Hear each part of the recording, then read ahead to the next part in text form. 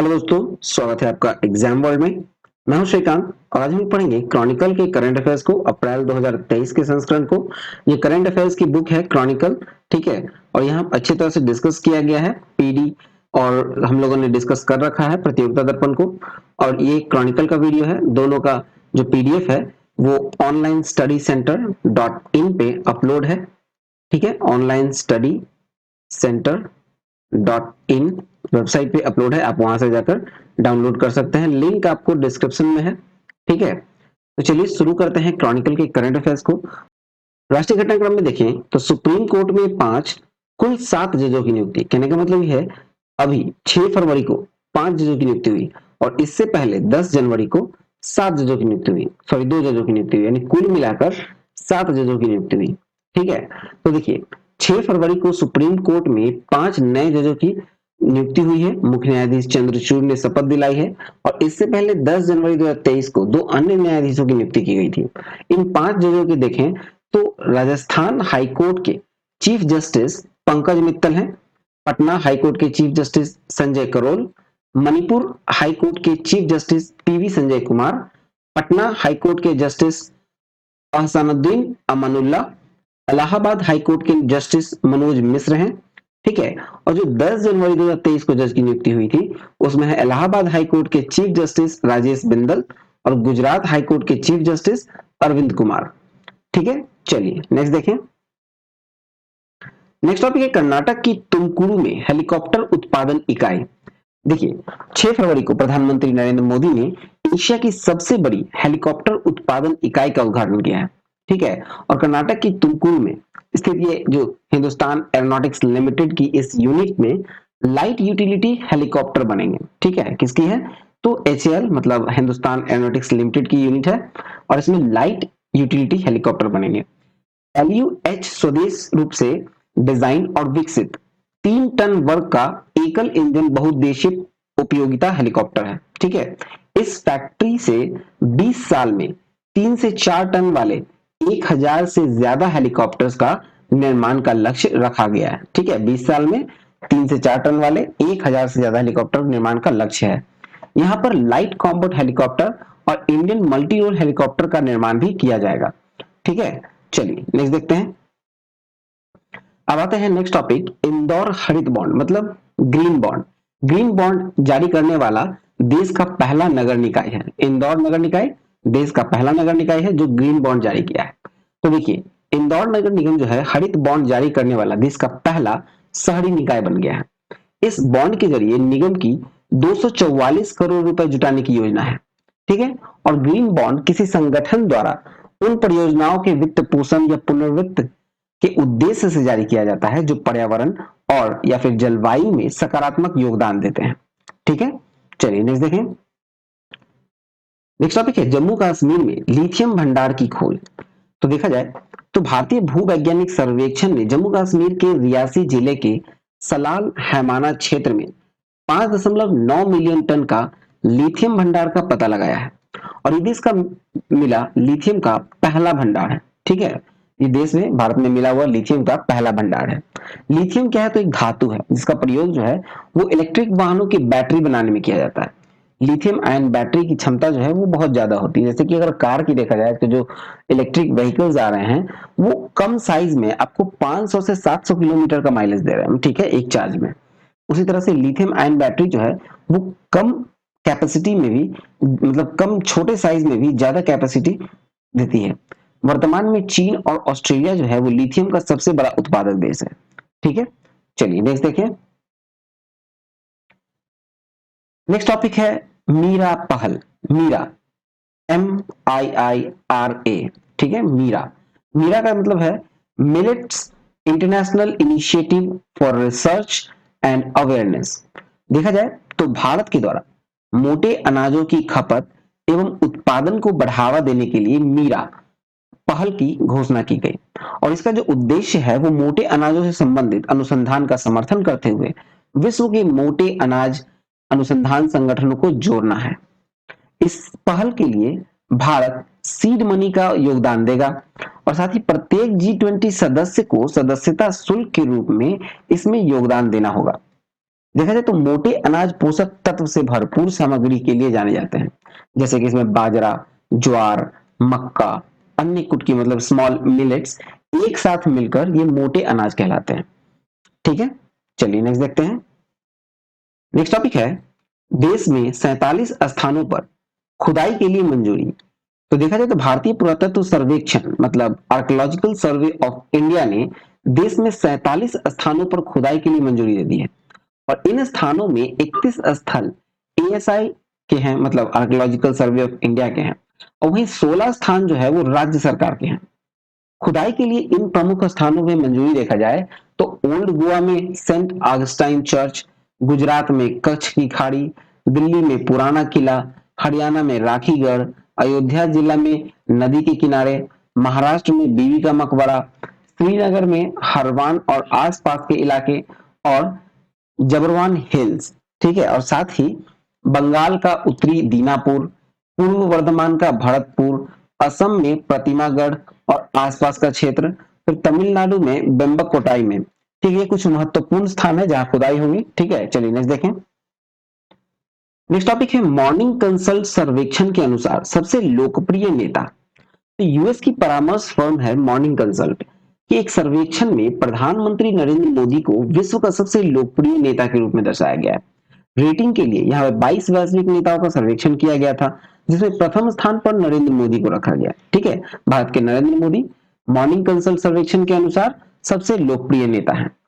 फिर देखा है तो एंड्रेस मैनुअल लोपेज ओब्रेडोर जो दूसरे स्थान पे हैं, मैक्सिको के राष्ट्रपति हैं। फिर एलन बेरसेट स्विट्जरलैंड के राष्ट्रपति हैं और एंथनी अल्बनीज जो है वो ऑस्ट्रेलिया के प्रधानमंत्री हैं और लुइस इनासियो लूला डा सिल्वा पांचवें स्थान पर हैं जो कि ब्राजील के राष्ट्रपति हैं।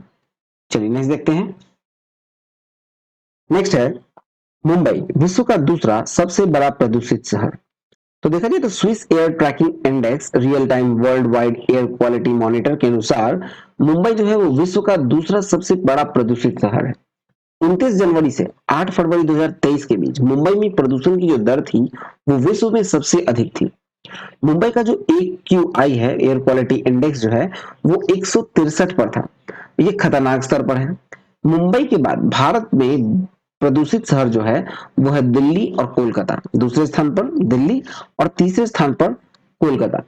और विश्व के 10 सबसे प्रदूषित शहरों में देखें तो सबसे पहला स्थान पे आता है लाहौर जो कि पाकिस्तान में है। मुंबई दूसरे स्थान पे है। काबुल अफगानिस्तान का तीसरे स्थान पे। ताइवान का काओसुन चौथे स्थान पे। किर्गिस्तान का बिस्किक पांचवें स्थान पे। घाना का अकारा छठे स्थान पे और पोलैंड का क्राको ये सातवें स्थान पर है। कतर का दोहा आठवें स्थान पे है। कजाकिस्तान का अस्ताना नौवें स्थान पे है और चिली का सेंटियागो 10वें स्थान पे है। ठीक है, चलिए नेक्स्ट देखें। नेक्स्ट है अंतरराष्ट्रीय आईटी सूचकांक में भारत 42वें स्थान पर। तो देखा जाए तो यूएस चैम्बर ऑफ कॉमर्स की नवीनतम अंतरराष्ट्रीय आईपी इंडेक्स रिपोर्ट जारी की गई है और सूचकांक में कुल 55 देशों में से भारत का स्थान जो है वो 42वां है। अंतरराष्ट्रीय बौद्धिक संपदा सूचकांक को आधार बनाते हुए प्रमुख अर्थव्यवस्थाओं की स्थिति को दर्शाया गया है। सूचकांक में प्रथम 3 स्थान जो है वो पहला है अमेरिका का, दूसरा यूके का और तीसरा फ्रांस का। अंतरराष्ट्रीय आईपी सूचकांक में पहला पोजीशन पे अमेरिका, दूसरे पे यूके और तीसरे पे फ्रांस। भारत का स्थान 42वां है। कितनी देशों की सूचकांक में जगह थी तो 55 देशों की। देखिए रिपोर्ट के अनुसार कहा गया कि भारत का जो आकार और आर्थिक प्रभाव विश्व मंच पर बढ़ रहा है। ठीक है, और भारत का कुछ मजबूत पक्ष इसमें बताए गए हैं जैसे कि कॉपीराइट पायरेसी में निरंतर मजबूत प्रयास। दूसरा है ऑनलाइन ट्रेडमार्क उल्लंघन और नुकसान पर बेहतर प्रयास। तीसरा है उदार R&D और चौथा है आईपी आधारित प्रोत्साहन। ठीक है, चलिए नेक्स्ट देखते हैं। नेक्स्ट टॉपिक है one family one identity, UP सरकार द्वारा पोर्टल लॉन्च। तो देखा जाए तो यूपी सरकार यानी उत्तर प्रदेश सरकार ने online portal family ID one family one identity launch किया है और ये पोर्टल जो है वो प्रदेश के परिवारों के लिए सरकारी योजनाओं तक पहुंच को आसान बनाने के लिए किया गया है। इसका जो उद्देश्य है वो उन परिवारों को मुफ्त या सस्ता राशन उपलब्ध कराना है जिनके पास राशन कार्ड नहीं है। ये उत्तर प्रदेश में परिवारों को एक व्यापक डेटाबेस तैयार करेगा। ठीक है, चलिए नेक्स्ट देखें। नेक्स्ट है बिहार में आभा अकाउंट नंबर। आभा, ठीक है, देखा जाए तो ये 14 अंकों का एक विशिष्ट संख्या है जिसका उपयोग लोगों की पहचान करने, उन्हें प्रमाणित करने और उनके स्वास्थ्य रिकॉर्ड के लिए है। ठीक है, केवल उनकी सहमति से ही इसे बनाया जाएगा। ठीक है, कोई स्वास्थ्य सेवा प्रदाताओं के बीच थ्रेड करने के लिए किया जाता है इसका काम। ठीक है, देखिए आभा हेल्थ आईडी, आभा number, PHR address, PHR app, health care locker, health locker जो है उसका संयोजन है ये आभा आईडी। ठीक है, बिहार में 20,31,000 आभा अकाउंट बनाने का टारगेट दिया गया है।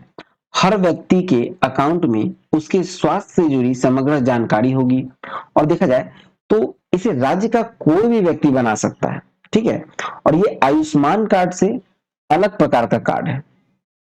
चलिए नेक्स्ट देखें। अब मूव करते हैं अंतरराष्ट्रीय घटनाक्रम में। पहला है यूनेस्को की विश्व धरोहर सूची में यूक्रेन का ओडेशा। ओडिशा जो है यूक्रेन का एक शहर है। ठीक है, देखा जाए तो संयुक्त राष्ट्र के शैक्षिक, वैज्ञानिक एवं सांस्कृतिक संगठन की विश्व विरासत सूची में यूक्रेन का ऐतिहासिक बंदरगाह शहर ओडिशा को शामिल किया गया है। ओडिशा काला सागर के तट पर अवस्थित बंदरगाह है। ओडिशा के ऐतिहासिक केंद्र को संकटग्रस्त विश्व धरोहर की सूची में भी अंकित किया गया है। यह निर्णय यूक्रेन रूस युद्ध के बीच ओडिशा शहर के सांस्कृतिक प्रतीकों एवं मूल्यों के संरक्षण के लिए लिया गया है। वर्तमान में विश्व में कुल 897 सांस्कृतिक, 218 प्राकृतिक और 39 मिश्रित यूनेस्को धरोहर स्थल हैं। ठीक है, चलिए नेक्स्ट देखें। नेक्स्ट है मार्बर्ग वायरस। ठीक है, मार्बर्ग वायरस देखें तो ये इक्वेटोरियल गिनी सहित अफ्रीका के कई देशों में मार्बर्ग वायरस तेजी से फैल रहा, जिसको लेकर विश्व स्वास्थ्य संगठन ने आपात बैठक बुलाई है। इस वायरस के कारण अफ्रीकी देश इक्वेटोरियल गिनी में 9 लोगों की मौत हो गई है। इक्वेटोरियल गिनी के कुछ प्रभावित इलाकों में लॉकडाउन का भी ऐलान कर दिया गया है। ये इबोला वायरस के परिवार से संबंधित वायरस है और मार्बर्ग वायरस जो है इसके संक्रमण की स्थिति में मृत्यु की जो दर है वो 88% है। ठीक है, मतलब अगर इंसान को संक्रमित हो गए हैं तो 88% चांसेस जो होता है कि डेथ हो सकता है। ठीक है, इंसानों में ये वायरस जो है चमगादड़ से पहुंचा है। ठीक है, इसके कुछ सिम्टम्स देखें तो जो लक्षण है वो इस वायरस से संक्रमित व्यक्ति को सबसे पहले तेज बुखार आता है, फिर नाक से खून आने लगता है, ठंड लगना, जी मिचलाना, सर दर्द, ठंड लगना, बेचैनी के साथ ही शरीर पर लाल रैसेस का पड़ना भी मार्बर्ग वायरस का संक्रमण का लक्षण है। ठीक है, चलिए नेक्स्ट टॉपिक देखें। नेक्स्ट टॉपिक है श्री कटासराज मंदिर। तो देखा जाए तो 12 से 22 फरवरी 2023 के बीच पाकिस्तान उच्चायोग ने पंजाब प्रांत के चकवाल जिले में श्री कटासराज मंदिर के दर्शन के लिए भारत के 114 हिंदू तीर्थ यात्रियों के समूह को वीजा जारी किया है और धार्मिक स्थलों के दौरे को लेकर वर्ष 1974 के द्विपक्षीय प्रोटोकॉल के तहत हिंदू तीर्थ यात्रियों को श्री कटासराज मंदिर की यात्रा कराई जा रही है। पाकिस्तान सरकार इस मंदिर का जीर्णोद्धार कराएगी और इस मंदिर के परिसर में 7 मंदिर हैं, जिसे सतगृह के रूप में भी जाना जाता है। चीनी यात्री फाहियान ने भी अपनी यात्रा वृत्तांत में इस स्थान का उल्लेख किया है और कहा जाए तो पाकिस्तान के पंजाब प्रांत का जो उत्तरी भाग में नमककोह पर्वत है, उस पर्वत श्रृंखला में स्थित हिंदुओं का ये प्रसिद्ध तीर्थ स्थान है। ठीक है, और इस मंदिर के निर्माण जो है, इस मंदिर का निर्माण कराया था खटाना गुर्जर राजवंश ने। ठीक है, और यहाँ एक प्राचीन शिव मंदिर भी है। ठीक है, चलिए नेक्स्ट देखें। नेक्स्ट है 12वां विश्व हिंदी सम्मेलन फिजी में आयोजित। तो देखा जाए तो 15 से 17 फरवरी 2023 को भारत सरकार के विदेश मंत्रालय के द्वारा 12वां विश्व हिंदी सम्मेलन का आयोजन फिजी में किया गया। 12वीं विश्व हिंदी सम्मेलन का उद्घाटन जो है वो भारत के विदेश मंत्री एस जयशंकर और फिजी के प्रधानमंत्री सितविनी राबुका के द्वारा किया गया। यह कार्यक्रम जो है हिंदी को वैश्विक भाषा के रूप में बढ़ावा देने के लिए कार्य करेगा। ठीक है, और यहां देखा जाए जो फिजी का जो आधिकारिक भाषाएं हैं वो 3 भाषाएं हैं, अंग्रेजी, फिजी और हिंदी। 3 भाषाएं वहां के आधिकारिक भाषाएं हैं। चलिए नेक्स्ट देखें। नेक्स्ट है बृहस्पति सबसे अधिक चंद्रमाओं वाला ग्रह। तो देखा जाए तो बृहस्पति के चारों ओर 12 नए चंद्रमा की खोज हुई। स्मिथसोनियन एस्ट्रोफिजिकल ऑब्जर्वेटरी के द्वारा यह खोज की गई और बृहस्पति के चंद्रमाओं की संख्या जो अब है वो 92 हो गई है। ठीक है, और खोज किए गए जो 12 चंद्रमा है उसमें से 9 जो है वो काफी दूर और अपेक्षाकृत काफी छोटे हैं। उन 9 चंद्रमाओं को बृहस्पति की परिक्रमा करने में 550 दिन लगते हैं। ठीक है, देखा जाए तो वैज्ञानिकों का पूर्व में मानना था कि शनि के चंद्रमाओं की संख्या जो है वो सबसे अधिक 82 है, लेकिन अब हो गया है बृहस्पति का 92। ठीक है, चलिए नेक्स्ट देखें। नेक्स्ट है आर्थिक वाणिज्यिक परिदृश्य। देखा जाए तो आरबीआई ने 5 कोऑपरेटिव बैंक को पर प्रतिबंध लगाया। तो देखिए तो 24 फरवरी को आरबीआई ने 5 सहकारी बैंक की बिगड़ती वित्तीय स्थिति के कारण उन पर प्रतिबंध लगा दिया। इन कोऑपरेटिव बैंकों पर लगाए गए जो प्रतिबंध है वो 6 महीने तक प्रभावी रहेंगे और प्रतिबंध लगाने का जो उद्देश्य था वो था जमाकर्ताओं के हितों की रक्षा करना और वित्तीय प्रणाली की स्थिरता सुनिश्चित करना। उन 5 बैंकों के बारे में देखें जिन पर प्रतिबंध लगाया गया है। तो पहला है एचसीबीएल सहकारी बैंक, फिर है आदर्श महिला नागरिक सहकारी बैंक, तीसरा है सिमसा सहकारी बैंक नियामिथा, चौथा है उराव कुंडा सहकारी टाउन बैंक, पांचवा है शंकर राव मोहिते पाटिल सहकारी बैंक। ठीक है, चलिए नेक्स्ट देखते हैं। नेक्स्ट टॉपिक है 13 देशों में भारत की यूपीआई भुगतान प्रणाली को अपनाने पर सहमति। तो देखा जाए तो भारत की जो यूपीआई पेमेंट है मतलब यूनिफाइड पेमेंट इंटरफेस, उसको भुगतान प्रणाली को अपनाने को विश्व के 13 देश सहमत हुए हैं और सिंगापुर ने यूपीआई को खुद के साथ जोड़ने के लिए काम पूरा कर लिया है। वैश्विक स्तर पर 11 लाख करोड़ डॉलर की डिजिटल अर्थव्यवस्था है और वर्ष 2025 तक ये वैश्विक डिजिटल अर्थव्यवस्था जो है वो 23 लाख करोड़ डॉलर की हो जाएगी। भारत को छोड़ अन्य सभी देशों के डिजिटल इकोसिस्टम में कुछ कंपनियों का एकाधिकार है और सिर्फ भारत ही है जहां पर डिजिटल इकोसिस्टम सभी के लिए खुला हुआ है। ठीक है, चलिए नेक्स्ट देखते हैं। नेक्स्ट है white label ATM. White label ATM के बारे में देखें तो इसका जो स्थापना स्वामित्व संचालन होता है वो विक्रांगी वक्रांगी लिमिटेड के द्वारा किया जाता है। ठीक है, और आरबीआई ने इस व्हाइट लेबल एटीएम के जो स्थापना स्वामित्व और संचालन का जो वक्रांगी लिमिटेड के जो जारी किया गया प्राधिकरण है उसकी वैधता को बढ़ा दिया गया है। ठीक है, और गैर बैंकिंग एटीएम जो है ऑपरेटर को आरबीआई द्वारा भुगतान और निपटान प्रणाली के अधिनियम 2007 के तहत अधिकृत किया गया है। ऐसे गैर बैंक संस्थाओं के पास न्यूनतम 100 करोड़ रुपए का शुद्ध मूल्य होना चाहिए जिसे हर समय बनाए रखा जाना चाहिए। ठीक है, व्हाइट लेबल एटीएम संचालन की गतिविधि देखें तो ये 100% एफडीआई इसमें अनुमानित है, अनुमति है 100% एफडीआई का। ठीक है, चलिए नेक्स्ट देखें। नेक्स्ट है भारत दूध उत्पादन में पहले स्थान पर। तो देखा जाए तो खाद्य और कृषि संगठन कॉर्पोरेट सांख्यिकी डेटाबेस के उत्पादन आंकड़ों के अनुसार भारत 2021-22 में वैश्विक दूध उत्पादन का 24% योगदान से भारत का है। ठीक है, और ये विश्व में सबसे अधिक दूध उत्पादक देश है।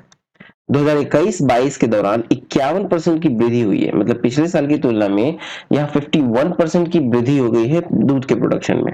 और 2021-22 में दूध का जो उत्पादन बढ़कर हो गया है वो हो गया है 22 करोड़ टन। ठीक है, डेयरी विकास के लिए राष्ट्रीय कार्यक्रम का उद्देश्य है दुग्ध उत्पादों की गुणवत्ता को बढ़ाना और संगठित खरीद प्रसंस्करण मूल्यवर्धन और विपणन की हिस्सेदारी बढ़ाना। चलिए नेक्स्ट देखते हैं। नेक्स्ट है एयरबस से 250 और बोइंग से 220 विमान खरीदने का समझौता। तो देखा जाए तो टाटा समूह के स्वामित्व वाला जो एयर इंडिया कंपनी है उसने नए विमान के लिए फ्रांस की विमान निर्माता कंपनी एयरबस से और अमेरिकी कंपनी बोइंग के साथ समझौता किया। एयर इंडिया फ्रांस की विमान निर्माता कंपनी एयरबस से 250 और अमेरिका की विमान निर्माता कंपनी बोइंग से 220 विमान खरीदेगी।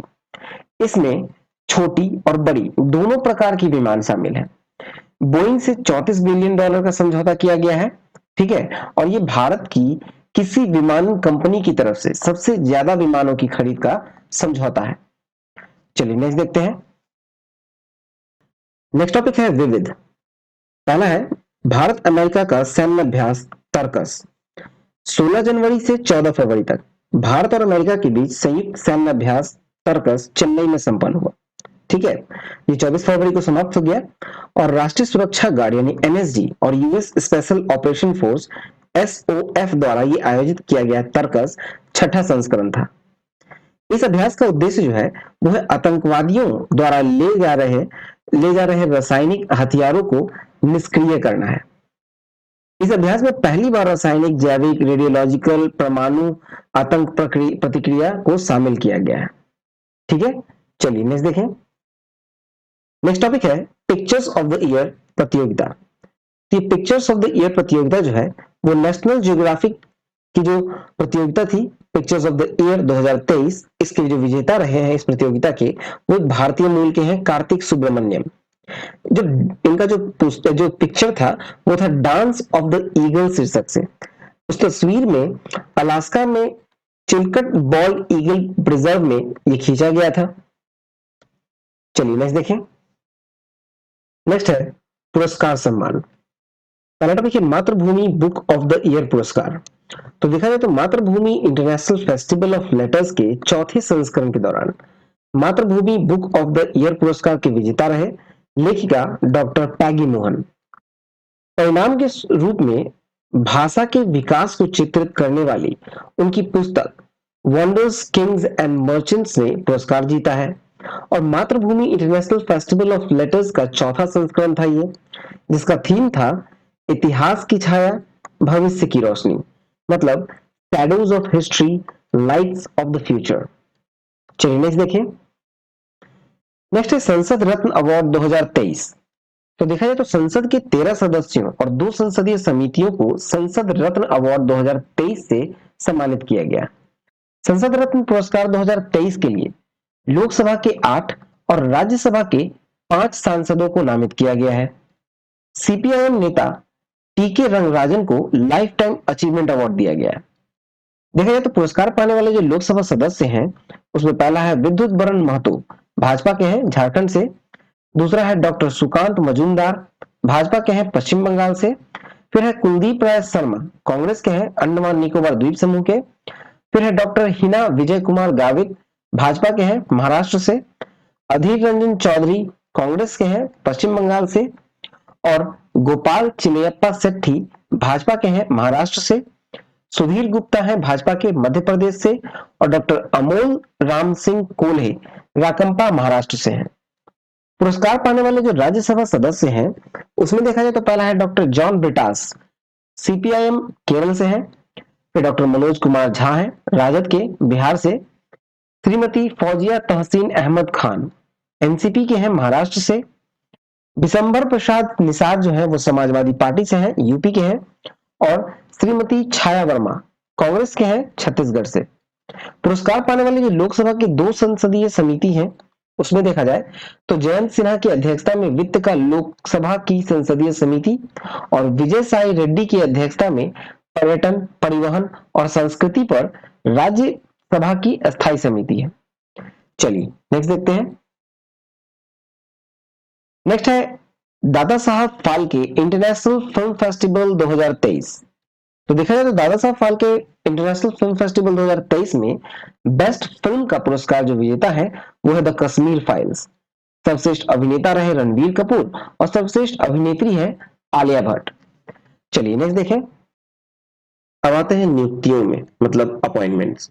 अपॉइंटमेंट्स में देखें तो नीति आयोग के नए सीईओ कौन नियुक्त हुए हैं, तो ये हुए हैं बीवीआर सुब्रमण्यम। फिर है इक्वेटोरियल गिनी के नए प्रधानमंत्री कौन बने हैं, ये बने हैं मैनुअल रोका बोटे। फिर यूट्यूब के नए सीईओ नियुक्त हुए हैं नील मोहन, जो कि भारतीय मूल की अमेरिकी हैं। फिर भारतीय सेना के नए उप प्रमुख के रूप में नामित किया गया है lieutenant general MB Suchindra Kumar को। ठीक है। नेक्स्ट है यूनिसेफ के राष्ट्रीय राजदूत नियुक्त हुए हैं आयुष्मान खुराना। नेक्स्ट है यूएन के सामाजिक विकास आयोग के 62वें सत्र के अध्यक्ष कौन है, तो बने हैं रुचिरा कंबोज। फिर नेक्स्ट है हार्वर्ड लॉ रिव्यू की अध्यक्ष निर्वाचित हुए, तो यह अप्सरा अय्यर, भारतीय मूल की अमेरिकी, ठीक है, भारतीय मूल की अमेरिकी महिला है। चलिए नेक्स्ट देखें। अब मूव करते हैं अपॉइंटमेंट्स की ओर। तो पहला है कि नीति आयोग के नए सीईओ नियुक्त हुए, तो ये हुए हैं BVR सुब्रमण्यम। तो नेक्स्ट है कि इक्वेटोरियल गिनी के नए प्रधानमंत्री नियुक्त हुए हैं, ये नियुक्त हुए हैं मैनुएला रोका बोटे। तो नेक्स्ट है यूट्यूब के नए CEO नियुक्त हुए हैं नील मोहन, भारतीय मूल के अमेरिकी हैं। तो नेक्स्ट है कि भारतीय सेना के नए उप प्रमुख के रूप में नामित हुए, तो ये हुए हैं lieutenant general MB Suchindra Kumar. Next है यूनिसेफ के राष्ट्रीय राजदूत नियुक्त हुए हैं आयुष्मान खुराना, एक्टर हैं। तो नेक्स्ट है कि यूएन के सामाजिक विकास आयोग के 62वें सत्र के अध्यक्ष निर्वाचित हुए हैं रुचिरा कंबोज। नेक्स्ट है हार्वर्ड लॉ रिव्यू की अध्यक्ष निर्वाचित हुई हैं, तो हार्वर्ड लॉ रिव्यू के अध्यक्ष जो बनी है वो है अप्सरा अय्यर, भारतीय मूल की अमेरिकी महिला है। नेक्स्ट है कि centre for Australia India relations के सलाहकार बोर्ड के प्रथम अध्यक्ष नामित हुए हैं, ये हुए हैं स्वाति दवे, भारतीय मूल की वरिष्ठ बैंक अधिकारी है। नेक्स्ट है कि विश्व बैंक का अगला अध्यक्ष नामित हुआ, ये हुए हैं अजय बंगा, विश्व बैंक का अगला अध्यक्ष अजय बंगा, वर्तमान में ये इक्विटी फर्म जनरल अटलांटिक में वाइस चेयरमैन है। नेक्स्ट देखें, अब आते हैं निधन की ओर। तो पहला है वाणी जयराम, पद्म भूषण से सम्मानित पार्श्व गायिका वाणी जयराम का 78 वर्ष की आयु में निधन हो गया। उन्होंने 19 भारतीय भाषाओं में गाना गाया था। नेक्स्ट है BKS वर्मा, BKS वर्मा जो है वो चित्रकार BKS वर्मा का बेंगलुरु में निधन हो गया। ठीक है, BKS वर्मा एक चित्रकार थे। नेक्स्ट है जावेद खान अमरोही, जावेद खान अमरोही जो थे वो बॉलीवुड के अभिनेता थे, ठीक है, जिनका निधन हो गया है मुंबई में।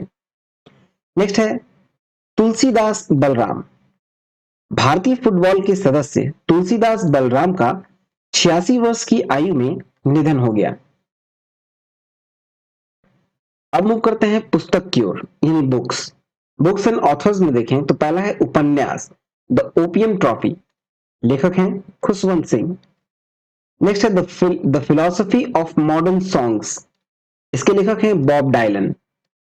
नेक्स्ट है वॉर ऑफ लंका के लेखक हैं अमीश। नेक्स्ट है मुस्कुराते चंद लम्हे और कुछ खामोशियां, इसके लेखक हैं जीवेश नंदन। नेक्स्ट है सी इज वुमेन इन स्टीम, इसके लेखक हैं एल्सा मैरी डिसिल्वा और सुप्रीत के सिंह। ठीक है, फिर नेक्स्ट है अंबेडकर अ लाइफ पुस्तक, इसके लेखक हैं शशि थरूर। चलिए नेक्स्ट देखते हैं। अब आते हैं खेल कूद की ओर। पहला टॉपिक है नई दिल्ली मैराथन 2023। तो 26 फरवरी 2023 को नई दिल्ली में अपोलो टायर्स नई दिल्ली राष्ट्रीय मैराथन दौड़ संपन्न हुई, जिसमें विजेताओं के नाम देखें तो पुरुष वर्ग में प्रथम पुरस्कार रहा मान सिंह को, जिन्होंने अपनी रेस 2 घंटे 14 मिनट 13 सेकंड में कंप्लीट किया। द्वितीय स्थान पर रहे पुरुष कैटेगरी में एबी बेलियप्पा 2 घंटे 14 मिनट 15 सेकंड में। तृतीय स्थान पर रहे कार्तिक कुमार 2 घंटे 14 मिनट और 19 सेकंड में। महिला वर्ग में पहले स्थान प्राप्त कर सकी ज्योति गावते जो है वो 2 घंटा 53 मिनट 4 सेकंड लिया। अश्विनी यादव ने 2 घंटे 53 सेकंड 53 मिनट 6 सेकंड लिया। और डिग्मेट डोलमा जो है वो 2 घंटे 56 मिनट और 41 सेकंड लिया। ठीक है, चलिए नेक्स्ट देखें। नेक्स्ट है कि महिलाओं की सीनियर राष्ट्रीय हॉकी चैंपियनशिप 2023। तो ये 15 से 26 फरवरी को हॉकी इंडिया की महिलाओं की 13वीं सीनियर राष्ट्रीय हॉकी चैंपियनशिप आंध्र प्रदेश में काकीनाडा में संपन्न हुआ। विजेता है मध्य प्रदेश 5-1 से और उप विजेता है महाराष्ट्र। नेक्स्ट टॉपिक है भारत वेस्टइंडीज दक्षिण अफ्रीका महिला त्रिकोणीय श्रृंखला। तो देखा जाए तो 19 जनवरी से 2 फरवरी 2023 को खेली गई दक्षिण अफ्रीका भारत वेस्टइंडीज की महिलाओं का T20 श्रृंखला। विजेता टीम है फाइनल में दक्षिण अफ्रीका 5 विकेट से जीता और भारत उप विजेता रहा। प्लेयर ऑफ द सीरीज चुनी गई है दीप्ति शर्मा, सर्वाधिक 9 विकेट इन्होंने लिया था, भारत की हैं। ठीक है, फिर नेक्स्ट है रोहित शर्मा क्रिकेट के तीनों प्रारूप में शतक बनाने वाले भारतीय टीम के पहले कप्तान। तो देखा जाए तो 10 फरवरी 2023 को नागपुर में भारतीय टेस्ट टीम के कप्तान रोहित शर्मा ने 120 रन की पारी खेली। ठीक है, और टेस्ट क्रिकेट में उनका यह 9वां शतक था। साथ ही ऐसे पहले भारतीय कप्तान हैं जो जिन्होंने कप्तान रहते हुए क्रिकेट के तीनों प्रारूप क्रिकेट के तीनों प्रारूपों में शतक बनाए हैं। ठीक है, चलिए नेक्स्ट देखें। नेक्स्ट टॉपिक है न्यूजीलैंड इंग्लैंड टेस्ट सीरीज। तो फरवरी 2023 में इंग्लैंड क्रिकेट टीम 2 टेस्ट मैचों की श्रृंखला खेलने न्यूजीलैंड के दौरे पर गई। टेस्ट सीरीज जो है वो 1-1 के बराबरी पर रहा। देखा जाए तो फॉलो ऑन, नेक्स्ट टॉपिक है कि फॉलो ऑन मिलने के बाद न्यूजीलैंड विजय दर्ज करने वाली चौथी टीम। तो देखिए ये 1-1 से जो बराबरी पर रही, तो जो दूसरा मैच था ना वो न्यूजीलैंड जीत सका, और उसी में न्यूजीलैंड जो है वो फॉलो ऑन में फंस गया था। ठीक है, फरवरी 2023 में इंग्लैंड न्यूजीलैंड टेस्ट श्रृंखला हुई जिसमें वेलिंगटन में खेले गए दूसरे मैच में फॉलो ऑन का सामना करना पड़ा था न्यूजीलैंड को। ठीक है, फॉलो ऑन का कहने का मतलब है कि जो पहला टीम बैटिंग करती है तो सेकंड टीम अगर उस टारगेट को अचीव करने से पीछे रह जाए, मतलब 200 रन पीछे रह जाए, तो फॉलो ऑन मिलता है उनको। ठीक है, मिनिमम 200 रन है, 200 रन अगर पीछे रह जाती है तो फॉलो ऑन मिलता है। उस फॉलो ऑन में फंस गया न्यूजीलैंड। न्यूजीलैंड फॉलो ऑन में फंसने के बाद फिर से जब बैटिंग करने उतरा तो फिर उसके बाद न्यूजीलैंड ने ये टेस्ट मैच 1 रन से जीत ले लिया, और यह चौथी बार ही हो सका है अभी तक कि फॉलो ऑन में फंसने के बाद कोई टीम मैच जीत सका हो। ठीक है, 146 वर्षों के इतिहास में ये चौथी बार ऐसा हुआ। ठीक है, फॉलो ऑन का सामना करने के बाद किसी टीम ने मैच में विजय दर्ज की। चलिए नेक्स्ट देखें। नेक्स्ट है रणजी ट्रॉफी 2022-23। तो ये 13 दिसंबर 2022 को शुरू हुआ और 20 फरवरी 2023 तक चला। भारतीय क्रिकेट कंट्रोल बोर्ड की प्रथम श्रेणी क्रिकेट की ये 88वीं रणजी ट्रॉफी है। विजेता है सौराष्ट्र, 9 विकेट से विजेता रहा। सौराष्ट्र ने दूसरी बार ये ट्रॉफी जीतने में सफलता प्राप्त की। विजेता सौराष्ट्र, उप विजेता बंगाल। फाइनल का सर्वश्रेष्ठ खिलाड़ी घोषित हुआ जयदेव उन्नादकर, जो कि सौराष्ट्र टीम के कप्तान हैं। टूर्नामेंट के सर्वश्रेष्ठ खिलाड़ी यानी कि वो तो प्लेयर ऑफ द मैच थे फाइनल के, और जो टूर्नामेंट के जो सर्वश्रेष्ठ खिलाड़ी हैं प्लेयर ऑफ द सीरीज वो गए अर्पित वासवादा को मिला, सौराष्ट्र के हैं। टूर्नामेंट में सर्वाधिक 990 रन की इन्होंने बनाया, तो कर्नाटक के मयंक अग्रवाल ने बनाया 990 रन, और सर्वाधिक 50 विकेट लेने का श्रेय मिला केरल के जलजज सक्सेना को। चलिए नेक्स्ट देखिए। नेक्स्ट है जनवरी 2023 के लिए ICC cricketer of the month. तो men's cricketer of the month for जनवरी 2023 जो है वो है शुभमन गिल भारत के, और women's cricketer of the month for जनवरी 2023 है ग्रेस स्क्रीवेंस इंग्लैंड के। नेक्स्ट है आईसीसी की दूसरी विश्व टेस्ट चैंपियनशिप 2021-23 का फाइनल 7 से 11 जून को ओवल में। तो देखिए 7 से 11 जून 2023 को अंतरराष्ट्रीय क्रिकेट परिषद का जो दूसरा विश्व टेस्ट चैंपियनशिप है 2021-23, इसका फाइनल मैच होगा लंदन में, लंदन के ओवल मैदान पर खेला जाएगा। जून तक देखा जाएगा कि जो टेस्ट रैंकिंग है उसमें जो टॉप 2 टीमें होंगी उसके बीच ये फाइनल मुकाबला होगा। ठीक है, चलिए नेक्स्ट देखें। नेक्स्ट है महिलाओं का T20 विश्व कप 2023। तो ये 10 से 26 फरवरी 2023 को अंतरराष्ट्रीय क्रिकेट परिषद के महिलाओं का 8वां T20 विश्व कप का आयोजन दक्षिण अफ्रीका में हुआ। टूर्नामेंट में कुल 10 टीमें शामिल थीं। 26 फरवरी को फाइनल ऑस्ट्रेलिया और दक्षिण अफ्रीका के बीच खेली गई। विजेता रहा ऑस्ट्रेलिया, छठी बार विजेता रहा। विजेता टीम में ऑस्ट्रेलिया को $10 लाख और उप विजेता दक्षिण अफ्रीका को $5 लाख मिले। टूर्नामेंट का जो सर्वश्रेष्ठ खिलाड़ी है वो है एशले गार्डनर ऑस्ट्रेलिया के, और टूर्नामेंट में सर्वाधिक 230 रन दक्षिण अफ्रीका की लॉरा वॉलवार्ट ने बनाए। सर्वाधिक 11 विकेट लेने का श्रेय न्यूजीलैंड की सोफी एक्सलेस्टोन को प्राप्त हुआ, और भारतीय टीम सेमीफाइनल में ऑस्ट्रेलिया से पराजित हुई। चलिए नेक्स्ट देखें। नेक्स्ट है सीनियर राष्ट्रीय बैडमिंटन चैंपियनशिप। ये 22 से 28 फरवरी को योनिक्स सनराइज 84वीं सीनियर राष्ट्रीय बैडमिंटन चैंपियनशिप का आयोजन पुणे में संपन्न हुआ। विजेता में देखें तो पुरुष एकल में विजेता है मिथुन मंजुनाथ, उप विजेता है प्रियांशु राजावत।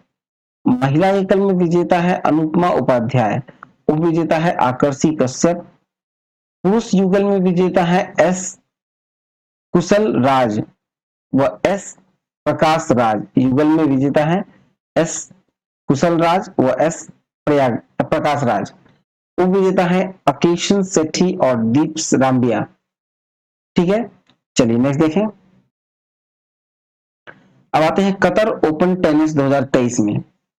तो 11 से 25 फरवरी को कतर में दोहा में ये संपन्न हुआ था। पुरुष एकल में विजेता है डैनियल मेदवेदेव रूस के, उप विजेता है एंडी मोरे ब्रिटेन के। महिला एकल में ईगा स्वीटेक ने जीत हासिल की पोलैंड की, और हार का सामना करना पड़ा जेसिका पेगुला को अमेरिका के। पुरुष युगल में है मैथ्यू अब्देल ऑस्ट्रेलिया के और रोहन बोपन्ना भारत के विजेता रहे। ठीक है, पुरुष युगल में। और महिला युगल में विजेता है जेसिका पेगुला और कोको गॉफ जो कि अमेरिकी जोड़ी है। चलिए नेक्स्ट देखें। नेक्स्ट है 5वें खेलो India youth games Madhya Pradesh की मेजबानी में संपन्न। तो देखा जाए तो 30 जनवरी से 11 फरवरी 2023 को 5वें खेलो India youth games Madhya Pradesh की मेजबानी में संपन्न हुए। 27 खेलों की स्पर्धाएं इस बार इस खेल में शामिल थीं। और 5वां खेलो इंडिया यूथ गेम्स का पदक तालिका देखें तो पहले स्थान पे महाराष्ट्र रहा, जिसे कुल 161 पदक मिले, जिसमें 56 स्वर्ण, 55 रजत और 50 कांस्य है। हरियाणा दूसरे स्थान पे है। ठीक है, 128 पदक के साथ दूसरे स्थान पर, जिसमें 41 स्वर्ण, 32 रजत और 55 कांस्य है। मध्य प्रदेश तीसरे स्थान पर, राजस्थान चौथे स्थान पर, दिल्ली 5वें स्थान पर है।